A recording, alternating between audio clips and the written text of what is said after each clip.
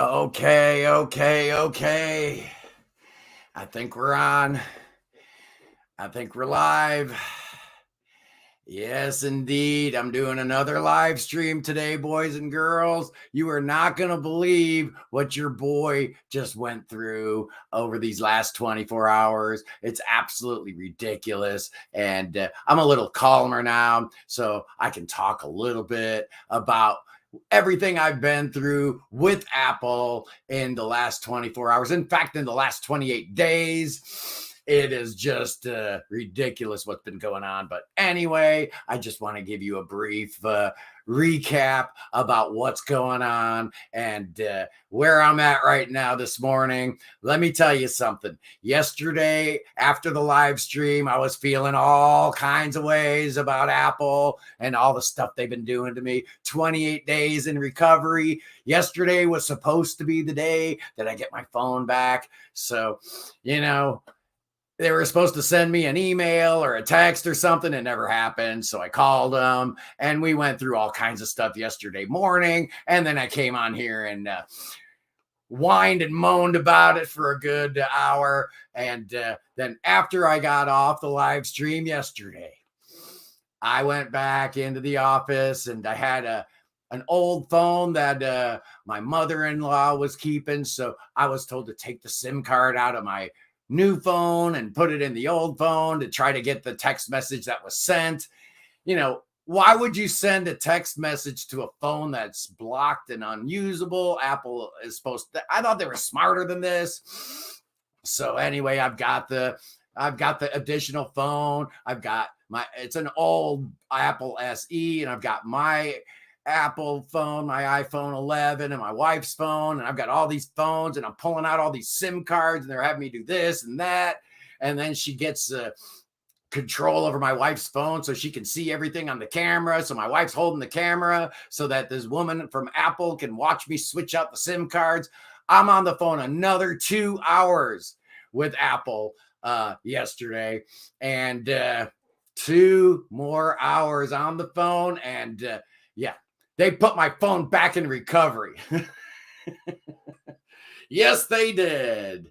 And I'm going to find out today at 4:30, apparently. Charles Bannister's in the house. How are you, Charles? So they put my phone back into recovery. And the woman I spoke to promised that this wasn't going to be another 28 days, that she was going to oversee it. I got you. It's so wrong what's happened to you. La, la, la.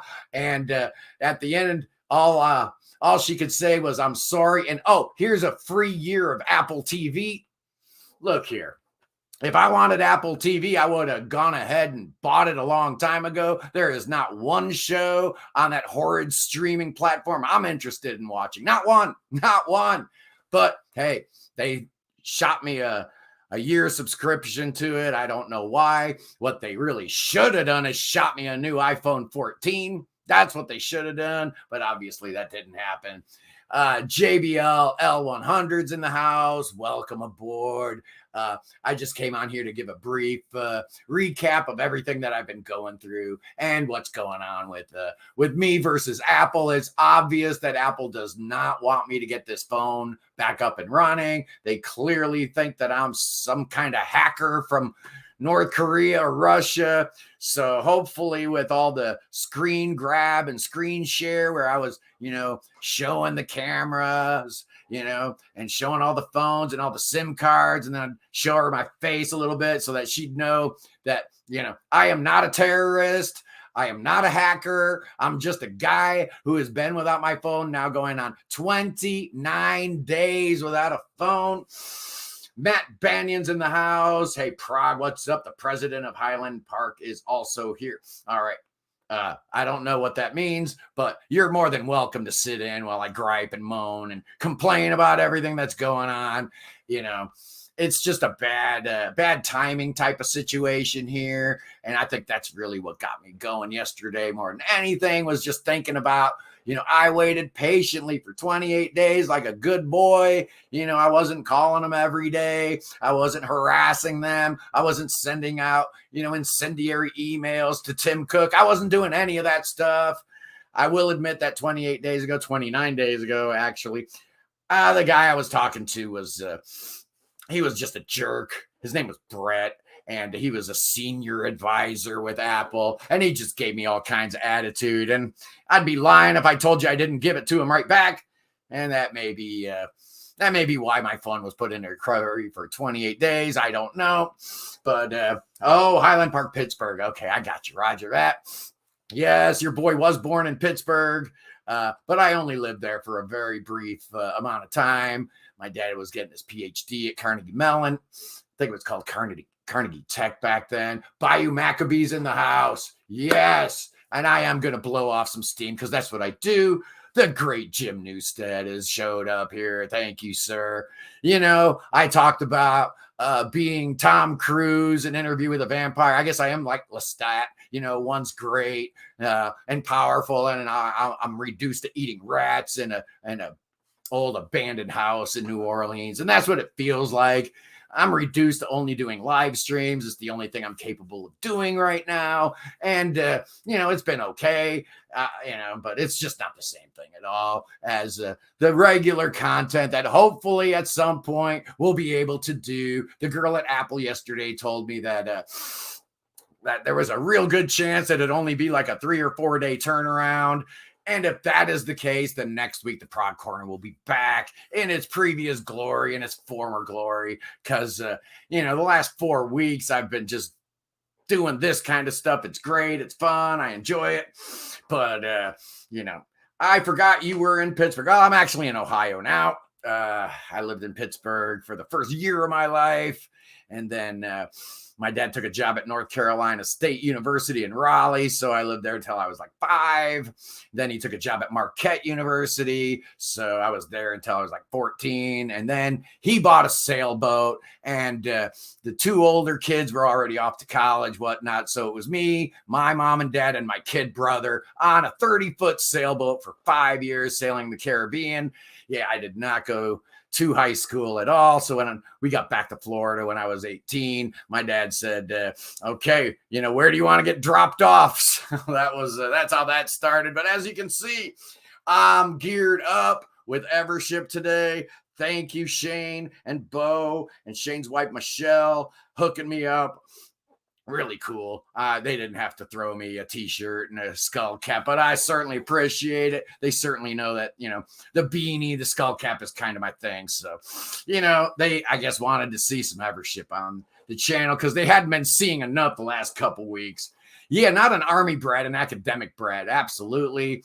Until my dad got tired of working and he retired. He was like 42 or 43, retired real young. And put us all through the arduous journey of picking up a sailboat in Florida. And then we sailed the Caribbean for 5 years, all through the Bahamas and Turks and Caicos and Haiti and Dominican Republic and Puerto Rico, the Virgin Islands, all the way down them islands. Yeah. Christopher Cross said it right. Sailing takes me away. I am a boat guy. I'm a yacht guy, but I'm really not a big fan of yacht rock. I got to say, not my thing. What has been my favorite album of 2022 so far? I'm not going to reveal that quite yet. My big thing all year is the Prog year in review at the Fire Note. And now that we got the Prog Corner up and running here on YouTube, I anticipate that my best of 2022 is going to be a really big deal. But I will give you the 4 albums that I have so far in 2022 given a perfect score to. Yeah.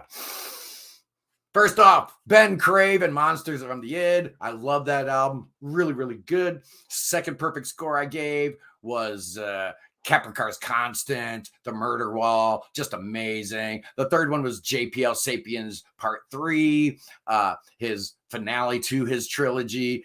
And I just gave another perfect score the other day to Evership the Uncrowned King Act 2. So I've had 4 albums that I gave a 5 headphone score to. So far, I would imagine one of those 4 would be the #1 album of 2022, but it is only October. And we have had surprises every year, late year surprises that, in the end of December, some band out of the blue puts out a great record, and it just messes up my whole list. So, last year it was David Bainbridge. The year before that, it was Ellesmere. The year before that, it was All Traps on Earth, dropping albums really late in the year. And my editor at the Fire Note wants all that stuff turned into him by like December 1st. So there's a little bit of a chance that there'll be something late in the year coming up. But right now, those are my top 4. I was talking about the vinyl desert that I live in up here out in the boonies. There's the only place to buy vinyl records in a 50-mile radius of where I live is Walmart, man. It's really sad. Oh, the new Marvin Dirty Horse album. Okay, I like Marvin. I need to listen to more of them. They're really cool.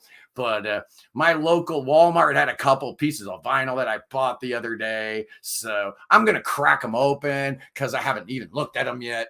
Why not? Why not do it here in front of you peeps, But yeah, the first thing I'm going to open up here is the first Stone Temple Pilots album. And I'm going to open it up old school. This is how we used to do it back in the day. Just get that cellophane heated up a little bit. Oh, I did the wrong side. It would help if I did the opposite end of the spine, right? Okay. And you see, it just heats up a good amount and pops. Okay, I don't really need to keep the hype sticker, do I? The Walmart hype sticker. Limited edition, red splatter. I might keep it anyway. Let's have a look and see what this red splatter looks like. Yes. The first Stone Temple Pilots album, Walmart exclusive. Oh, and it's even on the old school Atlantic label. That's kind of cool. All right, that's a decent looking record right there. Yeah, I do like the Stone Temple Pilots a lot, especially their first 3 albums. So I'll probably need to get that, what is that? Tiny Songs in the Vatican City or whatever that 3rd album was, a Big Bang Boom and all them other songs. Get in there. I can't do it. Okay, the second thing I picked up at Walmart the other day, yeah, it's the second Stone Temple Pilots album, and I really like this one a lot. I hope this has the hidden track, because on the CD, it had the hidden track, 12 Gracious Melodies, really cool. It's got the cake with that saying on there, but there's a really cool little lounge song at the end. Maybe I'll keep that hype sticker. Okay, let's see what color vinyl we got on this bad boy here. Again, with the Atlantic label, so that's cool. All right. Little blue and white splatter. That'll do a little something. Stone Temple Pilots written in script on the label. That's kind of weird. I kind of like that. Pretty cool. Is there something in here? Oh, hey. Inner sleeve with the lyrics and stuff. So, being that I've only got Walmart to fall back on, every now and then they'll come up with a exclusive colorway, a color variant that only they have. So they do suck me in with that kind of stuff a lot.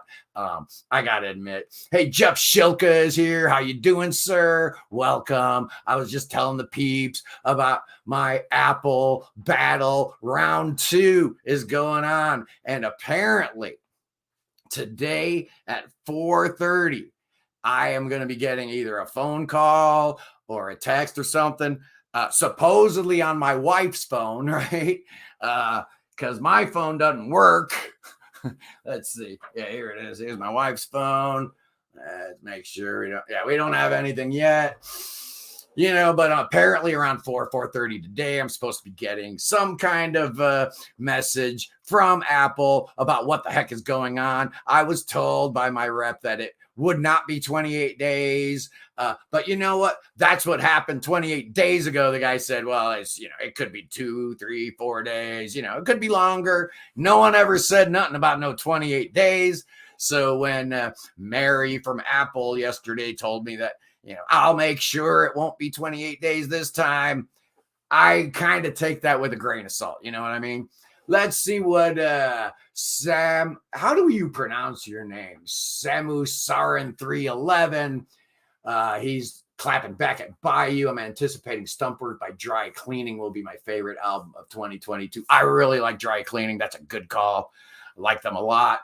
I'm going to be doing a non-prog episode, because every year I do 2 lists for the Fire Note. I do a prog wrap up, which has been the big seller. And then I do a non-prog list also, because there's no reason to be putting, too much stuff all at once. Wayne is in the house. How are you, sir? He just finished listening to the new Evership, and he's agreeing with me about my perfect score that I gave it. And I love that. Thank you, Wayne. I appreciate that. But so some of the non-prog albums that I've been vibing with and really digging, I mean, if you include like Black Midi and Black Country New Roads as prog, I don't know yet if I'm going to include those 2 bands in my prog list.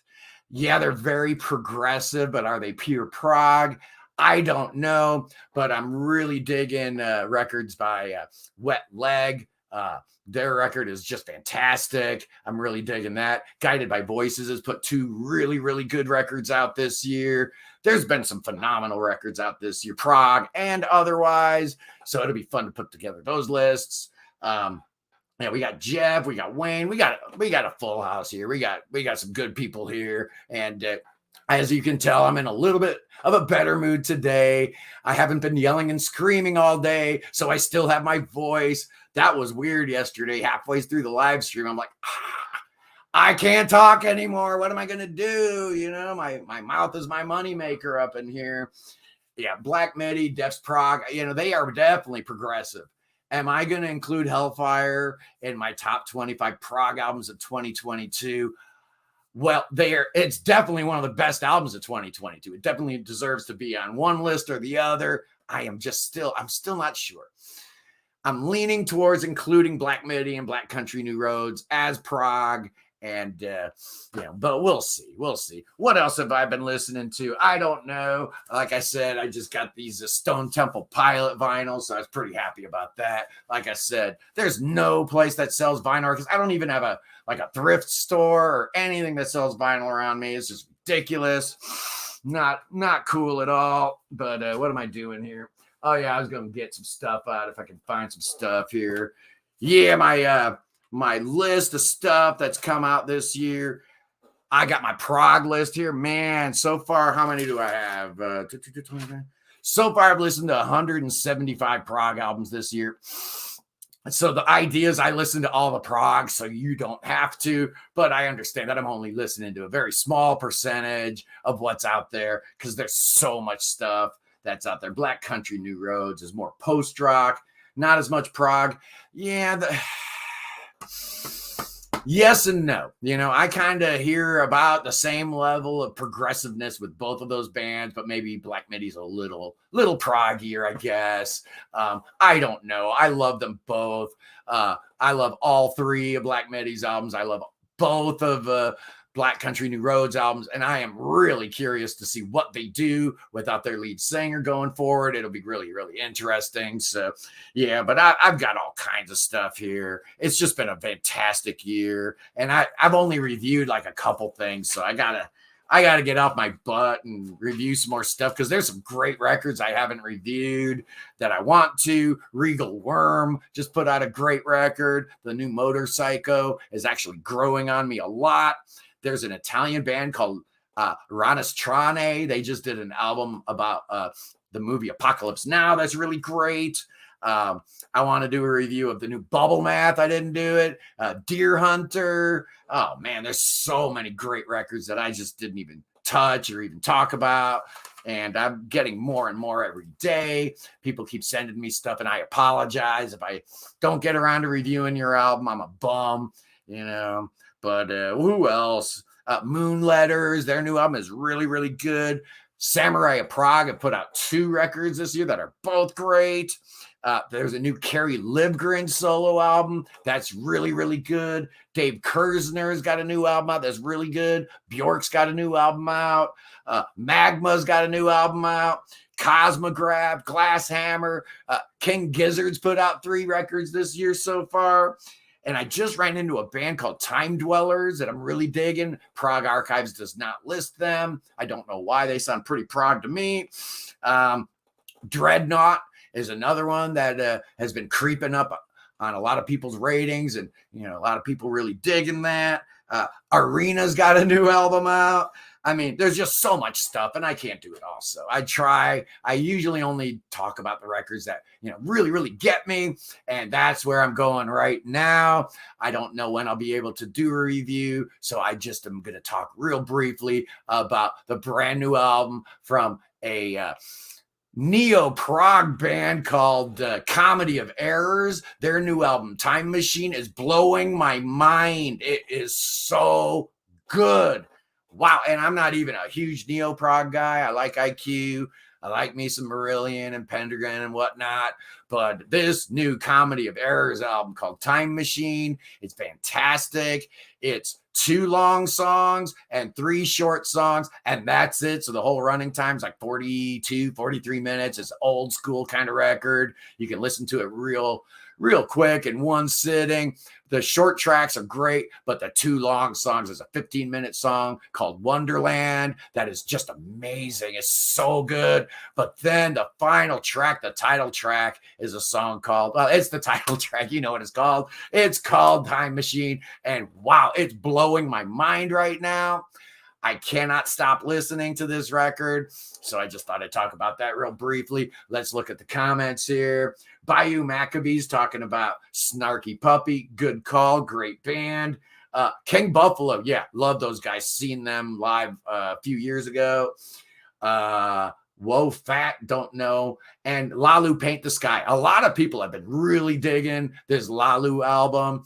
French modern prog band with some kind of heavy architecture beneath it. Good stuff, but not my usual bag. I've listened to it a couple of times. It didn't really hit me that hard.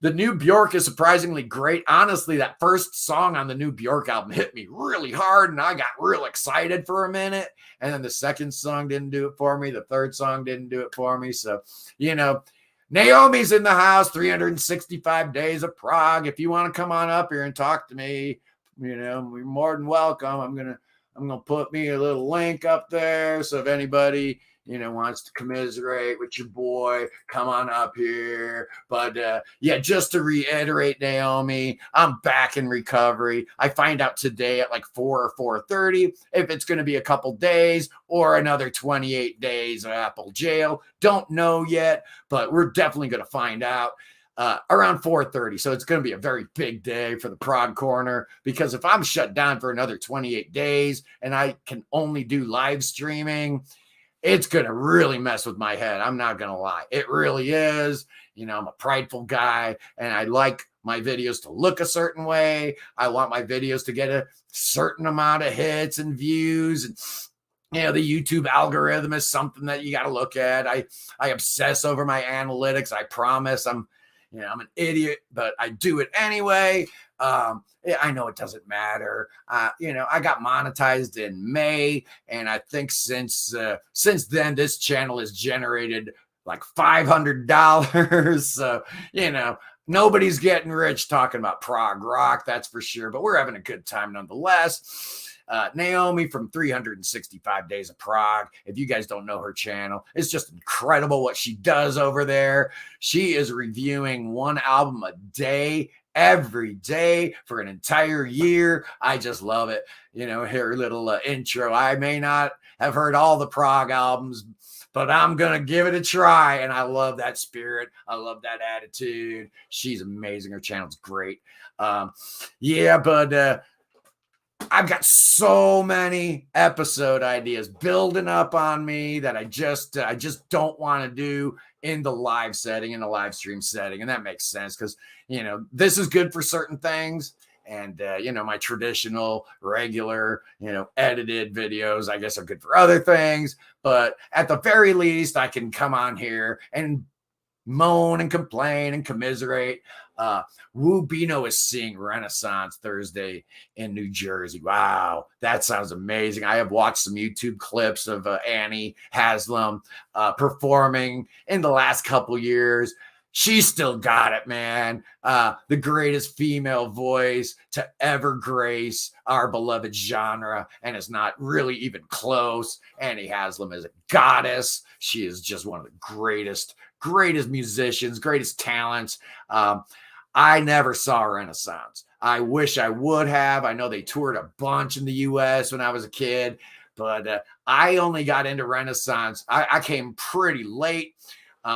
My sister bought Novella when it first came out in 1977. Don't know why she bought it, but she was into a lot of those female singers. Joni Mitchell, she loved Heart. Anything with a chick singer, she was all over it. So I guess she had heard about this band called Renaissance and bought this album Novella, and I fell in love with it. I am a huge fan from that moment forward. I went back and got into the songs of the Shahnaz. How do you pronounce that even? I don't know. And, Turn of a Friendly Card and Ashes Are Burning and all that stuff. Scheherazade, I think, is the word that I couldn't come up with. I'm an idiot. John and the Band Geeks have shows coming to Reading, Pennsylvania. Yeah, if they come to Ohio, I'm definitely going to go see it. That promo video that John put on his YouTube channel of John singing, in front of the Band Geek guys, it sounds great, man. Those guys are so good, so talented. They do Yes so well. They do them justice. They're doing Yes better than Yes does. Okay. Hartler saw Renaissance in the late 70s. Didn't know who they were. Girlfriend was into them. Yeah, I think that's definitely a thing. Women like to listen to women and men like to listen to men, I guess. I don't know. I know early on when I was a kid, I didn't like any kind of music with a female vocalist.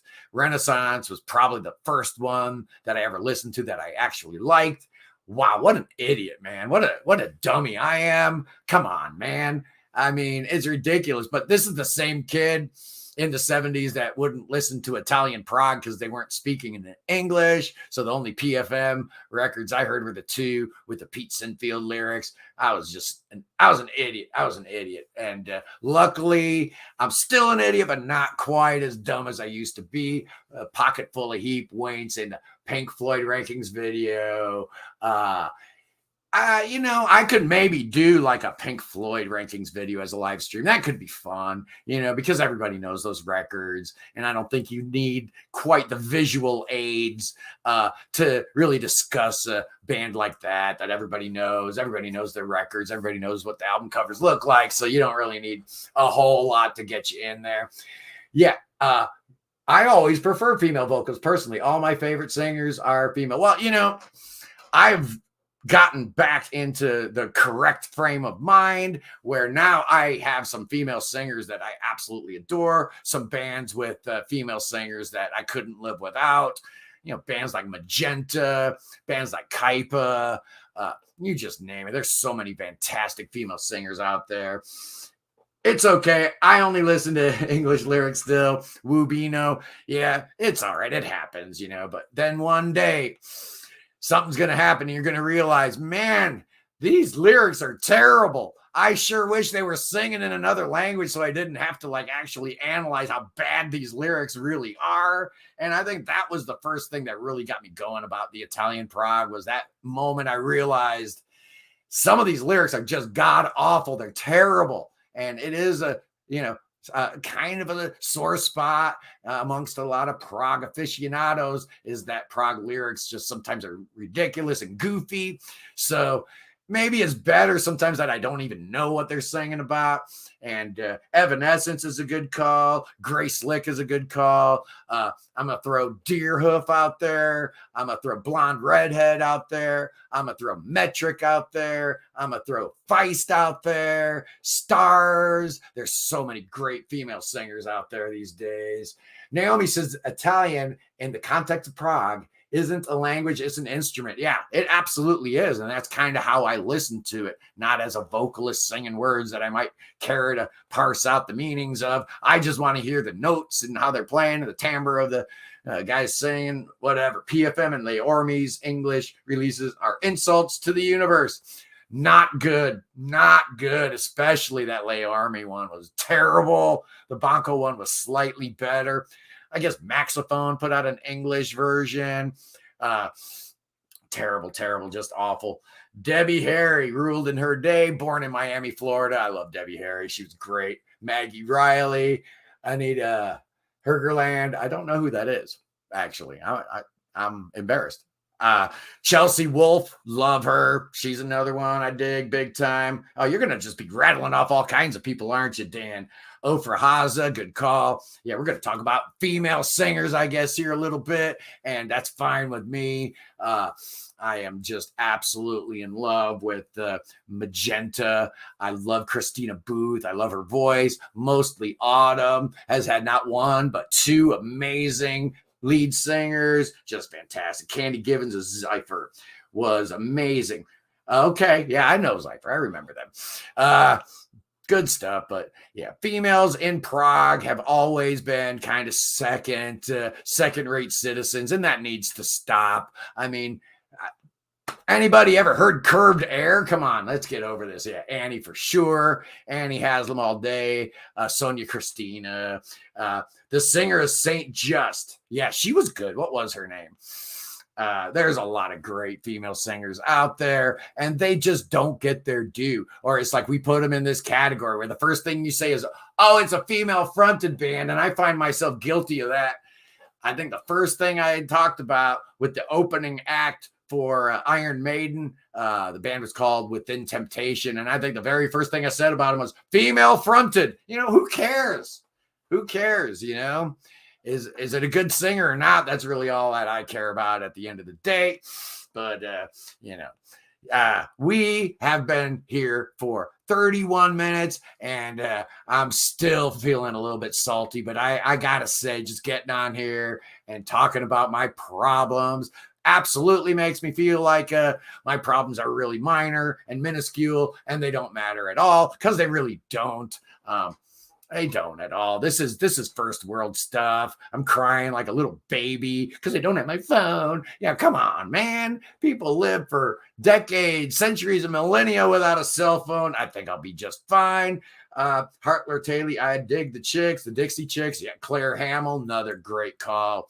Yeah, Claire's been on some really good records, hasn't she? Keep naming them off. Keep naming them off. I love it.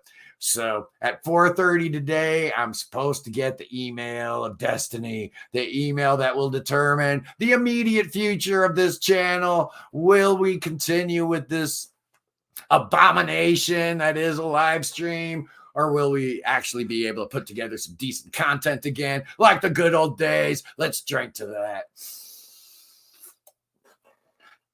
Kate Bush, of course. You got to mention Kate Bush. Rosalie Cunningham. Now we're talking my language. Yes, absolutely, Rosalie Cunningham. I would say she's probably my favorite female singer of the last 5 or 6 years. Big fan of Ipso Facto. Enormous fan of her band Person. Both Person albums are just incredible, particularly that first one, The Circle and the Blue Door. Wow, wow, wow, wow, wow. So good. Just amazing. Nobody's mentioned Sandy Denny yet. I'm kind of surprised about that. Or Judy Double. Emma Ruth Rundle. Good call. Anna Meek. Yeah, Sandy Denny. There we go. I knew somebody had to mention her because she's just amazing. And I was just listening to the new Dave Longden album. Nathan on Shuffle reviewed it a couple days ago, and I'd totally forgotten that it's out, so I gave that a listen. If you guys like Big Big Train, you might want to check out the new Dave Longden album. I think it's called Door One, and it's got like a picture of his face on the front cover. Zeb's in the house, the great Norwegian madman, the master of all things krautrock. He's in the house. Welcome to the Prog Corner, Zeb. We couldn't do it without you here, that's for sure, you know. But I have been trying very hard to remain calm and keep a good spirit about things. You know, the more I thought about how I was acting yesterday, it was kind of making me feel bad. And you know, you guys don't come here to hear me rant and rave. You guys come here because, you know, you want to feel a certain kind of way, and I'm not doing it for you anymore. I've just been so angry, and angry Scott is not what you guys want. Absolutely not. Stevie Nicks, absolutely. I, for one, would, oh, yeah, Dagmar Krause for sure. Thank you, Charles, for mentioning Chelsea Wolfe. Yeah, I'm a big fan. I really love her music a lot. Chrissy Hine, well, you know, Wubino, I love Chrissy Hine for two reasons. One, she's an Ohio girl, so that's thumbs up with me. And number two, her and I share the same birthday. Yeah, September 7th was a great day. I was born September 7th. Chrissy Hine was born September 7th. Buddy Holly was born September 7th. So yeah, there's some good people here. Yeah, he's here for the rant. Yeah, let's get Tim Cook and string him up, hang him in effigy. You know, it's just ridiculous. You know, the story is that you know, I can't get my phone out of recovery, but, you know, Barbara Streisand picks up the phone, calls Tim Cook and says, hey, Siri's pronouncing the name Barbara wrong, and I don't like it. Within 30 minutes, Siri's pronouncing the word Barbara the way Barbara Streisand liked it. So I don't believe him for a second. Oh, hey, I got a phone call. Uh-oh. Uh-oh. Uh-oh. Let's see. Let's do this thing. Hello, hello. Yeah.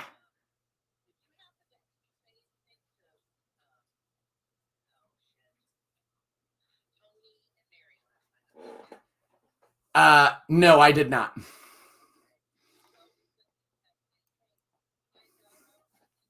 Oh boy. Yeah. Yeah. That's where they're at. So I don't think it will. Yeah, I don't think so. And you know what? He'll probably be good later on anyway. So yeah. I know. No, that's not what happened.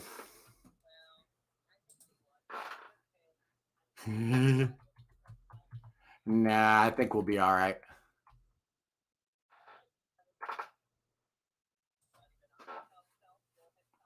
Okay, I think we should. All right, thank you. Okay, bye.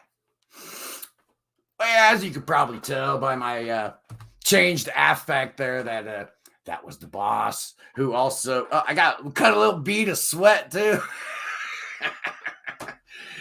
Yeah. She was asking if I was working, so she's probably gonna go on to YouTube and see that I'm not. So I'm guessing that this live stream is probably coming close to an end.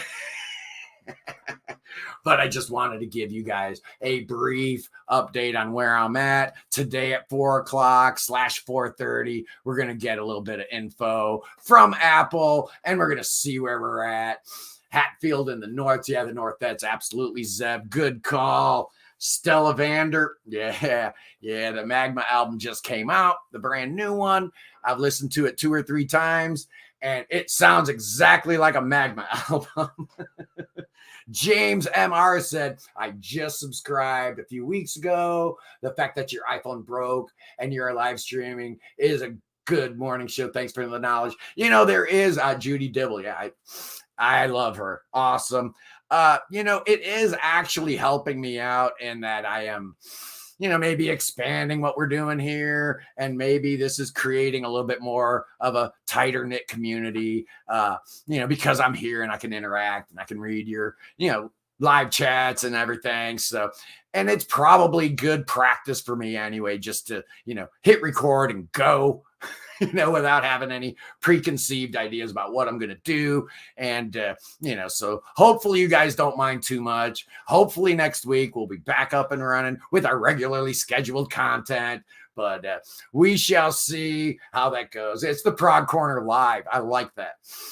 Yeah, I like that. I think that's kind of the way we're going to be going forward, is just kind of branding it as that, to try to separate it from, the regular edited content versus this kind of stuff. R.I.P. Loretta Lynn. Absolutely. Yeah, that record she did with Jack Black was pretty good. Jack White. I'd like to hear a Jack Black album with Loretta Lynn. That would have been pretty cool. I like Jack Black a lot. He's a Yes fan. So, yeah, Anita sang with and had a son with Mike Oldfield. That's why that name sounded familiar. Okay, thank you very much. Pat Benatar, finally. Yeah. Pat Benatar gotten really disrespected by the Rock and Roll Hall of Fame for years and years and years. I think she finally got in. It's about time. It was just an absolute travesty. That place up in Cleveland, I've been there 3 times. I do like it, but man, oh man, they need to get their heads out of their butt sometimes. Why is Iron Maiden not in? Why is Thin Lizzy not in? The list is pretty long, but at least they got some of the major snubs out of the way. For years and years, it was like, why isn't Kiss in the Rock and Roll Hall of Fame? Why isn't Yes in the Rock and Roll Hall of Fame? Why isn't Rush in the Rock and Roll Hall of Fame? Just ridiculous. Just ridiculous. Oh, yeah. Okay, I got a text from work, so I guess I am going back to work, ladies and gentlemen, boys and girls. Nina Hagen. Yeah, I love Nina Hagen. She was awesome. I used to listen to her a lot back in the day. Very cool stuff. Yeah, Yes only had to wait 25 years to get in. It's just a joke. It's ridiculous. Melanie, yeah. I remember as a little kid, my little brother explaining to me what I got a brand new pair of roller skates, you got a brand new key actually meant. And I still don't even think that's actually what he meant. Sonic Youth should be in the hall. Absolutely. I love them. They put out so many great records. Yeah, I'm a big fan. Daydream Nation is the one that gets all of the love, but they've got so many great records. Joni Mitchell is an artist that I've known and loved for many, many years. Absolutely incredible. Thank you guys for all your suggestions. I will be doing a female in Prog episode. I've just decided now. You guys have been throwing so many great names out at me that it's obvious that I need to really do some thinking. Lydia Lunch. Oh, now we're getting all crazy. I love Lydia Lunch. She worked with Todd Rundgren a little bit. What was that song? Little Black Book. So good. I love her. Anyway, yeah. I'm just so happy I can connect with you guys in any way, shape, or form that I can. Thanks for bearing with me through these difficult times. I know it's not really a big deal, but when you're running a YouTube channel, it kind of is a big deal, I guess. And the girl from Swans, yeah, I don't know her name. We all know Michael, but Michael Gia and don't remember. Anyway, I love Swans. That's good stuff. But anyway, so we'll see. 4:00 today. We're going to find out what's going on. Is it going to be 3 days? Is it going to be 4 weeks? Who knows? But we're going to find out, and I'll keep you guys posted. Anyway, I guess I better get back to work before the boss peeps this live stream and sees that I'm actually not working right now. Samantha Fox. Okay, why not? Good call. Yeah, the list is going to be really long and it's going to be really awesome. So anyway, wish me luck. 4:30 today. The word comes up. Tracy Lords. Oh, yeah. My band's first album was on Tracy Lords Music, was the publishing company. So that's kind of cool. I'm glad you mentioned Tracy. But anyway, I love you guys. I'll see you soon. Be good. Be kind to animals, small children, the elderly, and the disabled. And just don't be a bad person. I love you guys. Peace in the Middle East.